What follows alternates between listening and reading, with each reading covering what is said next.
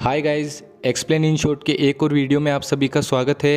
आज मैं एक्सप्लेन करने वाला हूँ शी हल्क के एपिसोड नंबर 3 को।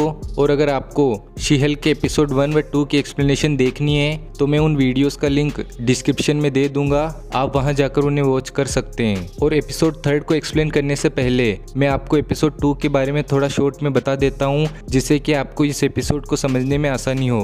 एपिसोड 2 में हमने देखा था कि जेन को शी हल्क होने के कारण सुपर ह्यूमन लॉ डिवीजन का हेड बनाया गया था और उसे वहां लॉयर की जॉब मिली थी। और फिर मिस्टर होलवे के कहने पर शी हल्क एमिल ब्लोंस्की यानी कि एबोमिनेशन को जेल से रिहा कराने वाले केस को लड़ने के लिए तैयार हो जाती है। और उसी एपिसोड में हमें वर्ल्ड वॉर हल्क से रिलेटेड एक हिंट भी दिया गया था जो कि काफी अमेजिंग था। और फिर उस एपिसोड की एंडिंग में हमें एबोमिनेशन और वोंग के बीच हुई फाइट की एक छोटी सी झलक भी देखने को मिली थी, जो कि हमने शांग-ची मूवी में देखी थी।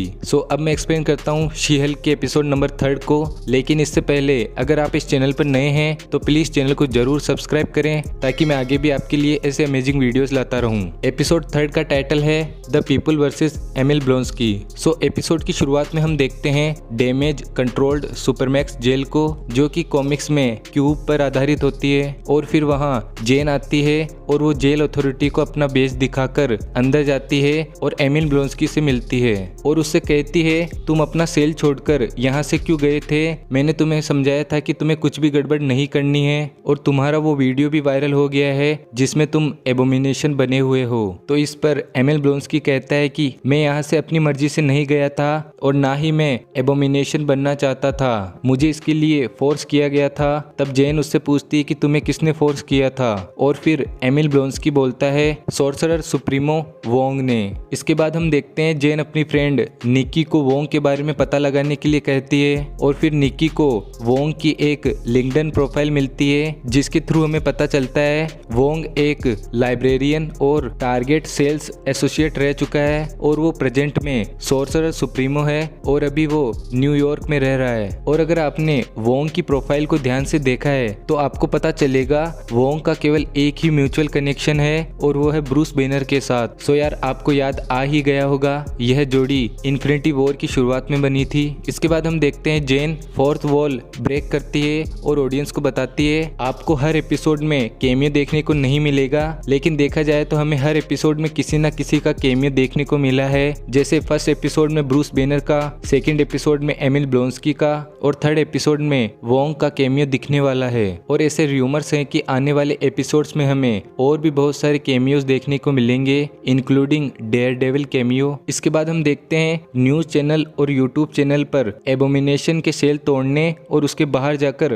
फाइट करने के कारण उसको रिप्रेजेंट कर रही शी हल्क को काफी हेट मिलता है। और वहीं हम बहुत सारे कमेंट्स देखते हैं जो सोशल मीडिया पर शी हल्क के खिलाफ किए जा रहे होते हैं। और मैं आपको बता दूं, यह रियल कमेंट्स हैं जो मार्वल ने यहाँ डाले हैं, जैसे no more female super hero please और why everything gotta be female now. और इसके अलावा भी बहुत सारे कमेंट्स होते हैं। इसके बाद हम एक लॉयर गीडन विल्सन को न्यूज में देखते हैं। ये वही है जिसने एमिल ब्लोंस्की को जेल पहुंचाया था और वो अब न्यूज इंटरव्यू में शी हल्क के खिलाफ बोलता है कि कोई कैसे एमिल ब्लोंस्की जैसे मॉन्स्टर को रिहा कराने के लिए उसका केस लड़ सकता है। वहीं दूसरी तरफ निकी शी हल्क से कहती है न्यूज चैनल्स में तुम्हारे बारे में पता नहीं क्या क्या चल रहा है और लोग भी पता नहीं तुम्हारे बारे में क्या सोच रहे हैं। ऑफिस में तुम्हारे इंटरव्यू के लिए न्यूज चैनल्स के फोन पर फोन आ रहे हैं, एटलीस्ट तुम एक इंटरव्यू तो दे दो जिससे कि तुम अपना साइड लोगों के सामने रख सको। तब शी हल्क निकी से कहती है फोन इसलिए आ रहे हैं क्योंकि मैं एमिल ब्लोंस्की का केस लड़ रही हूँ। तो निकी उसे कहती है कि तुम गलत हो, फोन इसलिए आ रहे हैं क्योंकि तुम शी हल्क हो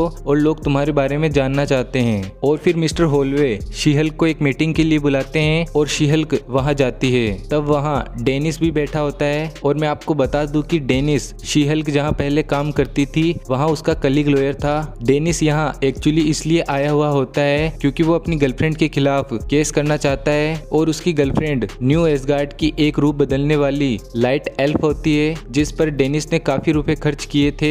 और इसकी गर्लफ्रेंड लाइट एल्फ होने के कारण सुपर हीरो जोनर में आती है और super hero law division division की हेड शी हल्क होती है, इसीलिए उसे यहाँ मीटिंग में बुलाया गया था ताकि वो डेनिस का केस लड़ सके। लेकिन डेनिस शी हल्क से अपना केस लड़वाने के लिए मना कर देता है और इसी बीच हम एक और नए कैरेक्टर से इंट्रोड्यूस होते हैं जिसका नाम होता है मेलोरी बुक। और फिर मिस्टर होलवे बताते हैं कि यह भी अब से सुपर ह्यूमन लॉ डिवीज़न में काम करेगी।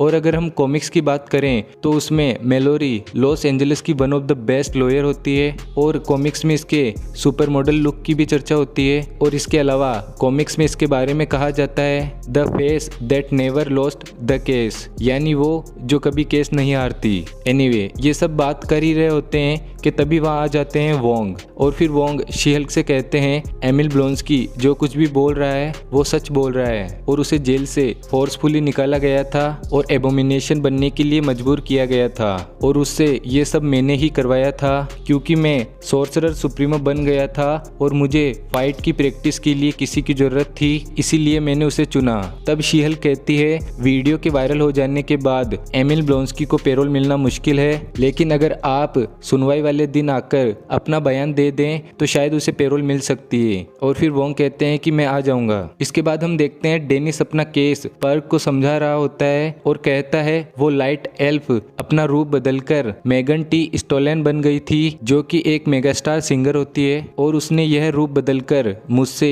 $1,75,000 का खर्चा करवा लिया और अब मैं अपने $1,75,000 वापस चाहता हूँ और उसे सजा दिलाना चाहता हूँ। और फिर पर्ग इस केस को लड़ने के लिए तैयार हो जाता है। इसके बाद डेनिस यहाँ से चला जाता है और पर्ग अपने लैपटॉप पर इस केस की स्टडी कर रहा होता है। तब हमें उसके लैपटॉप में एक QR कोड दिखाई देता है। अगर आप इसे स्कैन करते हैं तो आपको फ्री में मार्वल की शी हल्क कॉमिक्स पढ़ने को मिलेगी। और फिर पग काम कर ही रहा होता है कि तभी वहाँ डेनिस वापस आता है और वो पग से कहता है कि मैं अपना केस नहीं लड़ना चाहता हूँ और मैं अपना केस वापस लेता हूँ। और पग उसकी बात सुनकर चौंक जाता है। एक्चुअली में गाइस ये वही रूप बदलने वाली लाइट एल्फ होती है, लेकिन पग को पता चल जाता है कि यह डेनिस नहीं है, यह वही न्यू एसगार्ड की लाइट एल्फ है। और फिर पग उसे अपने ऑफिस से बाहर निकालता है और फिर जेनिफर अपना केस लड़ने के लिए उसी हाई सिक्योरिटी सेल में जाती है। लेकिन वहीं न्यूज में ऐसी खबरें चल रही होती है कि एवेंजर्स ने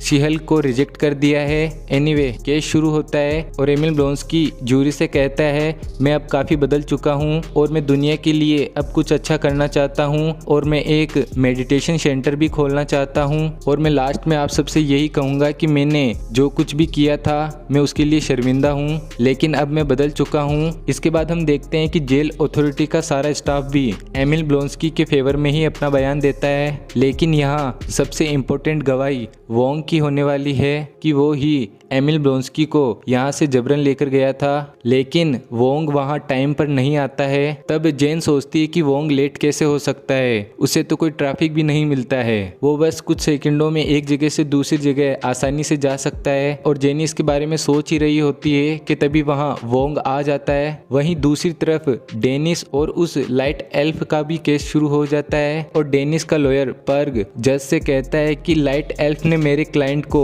$1,75,000 की चपेट लगाई है, इसलिए मेरे क्लाइंट को $1,75,000 मिलने चाहिए और लाइट एल्फ को इसके लिए सजा मिलनी चाहिए। इसके बाद जज कहता है कि मैं इस केस की सुनवाई करने के लिए तैयार हूँ, मतलब अब इस केस को आगे लेकर जाया जाएगा। इसके बाद जज वहाँ से चले जाते हैं और हम देखते हैं लाइट एल्फ अपना रूप बदलकर जज बन जाती है और वो जज की कुर्सी पर जाकर बैठ जाती है और थोड़ी बहुत शैतानी करती है। वहीं दूसरी तरफ वोंग एमिल ब्लोंस्की के फेवर में अपनी स्टेटमेंट देना शुरू करता है और वो कहता है अगर एमिल ब्लोंस्की चाहता तो वो मेरे साथ कमरताज जा सकता था, लेकिन उसने वो नहीं चुना और उसने जेल में ही वापस जाना पसंद किया। और एमिल ब्लोंस्की को इस हाई सिक्योरिटी जेल से मैं ही जबरन लेकर गया था और एबोमिनेशन बनने के लिए मैंने ही मजबूर किया था, लेकिन वहाँ मौजूद जूरी मेंबर्स अभी भी कन्वर्स नहीं होते हैं। तभी एमिल ब्लोंस्की जूरी मेंबर्स को कहता है मैं अपने आप को कंट्रोल कर सकता हूँ,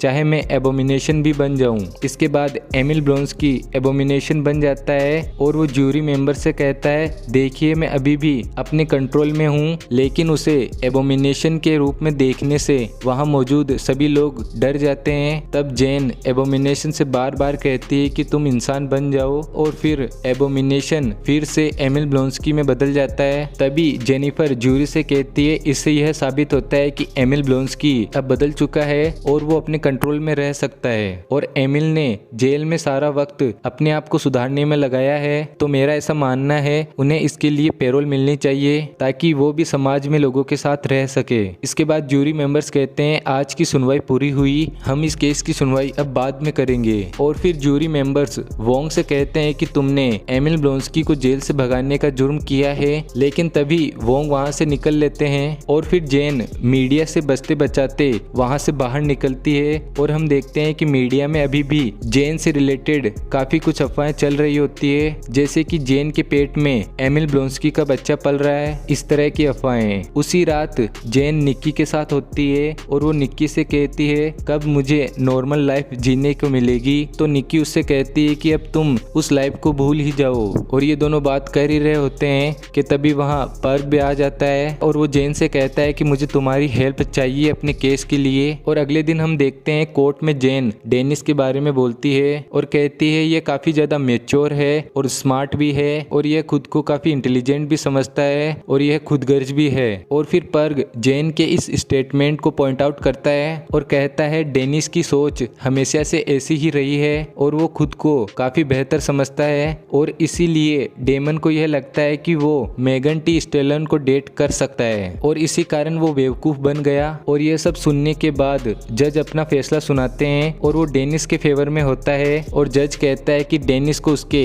$1,75,000 मिलेंगे और लाइट एल्फ को इसके लिए 60 डेज की सजा दी जाती है। और फिर जेन उसी हाई सिक्योरिटी सेल में जाती है अपने केस के लिए, और फिर वहां बैठे जूरी मेंबर्स कहते हैं एमिल ब्लोंस्की का पिछला रिकॉर्ड देखते हुए उसे पेरोल पर रिहा किया जाता है, लेकिन अगर वो बाहर जाकर एबोमिनेशन बनता है तो उसकी रिहाई खत्म हो जाएगी और उसे दोबारा जेल में डाल दिया जाएगा। और इसके बाद फाइनली हम देखते हैं शी हल्क न्यूज में इंटरव्यू देती है, और वो न्यूज में बताती है कि कैसे उसका नाम शी हल्क पड़ा, और उस इंटरव्यू में उससे उसकी डाइट और एक्सरसाइज के बारे में भी प्रश्न पूछे जाते हैं। इसके बाद हम देखते हैं जेन रात में अपने घर जा रही होती है, लेकिन तभी वहाँ 4 गुंडे आ जाते हैं और वो जेन पर हमला कर देते हैं, लेकिन तभी जेन शी हल्क बन जाती है और वो उन चारों को धो देती है। और फिर आगे हम देखते हैं जो वो 4 गुंडे थे उनके पास कुछ इंजेक्शंस होते हैं जो वो शी हल्क को लगाने के लिए लेकर आए होते हैं, लेकिन शी हल्क की चमड़ी मोटी होने के कारण वो इंजेक्शन टूट जाते हैं और वो कामयाब नहीं होते हैं। इसके बाद हम देखते हैं शी हल्क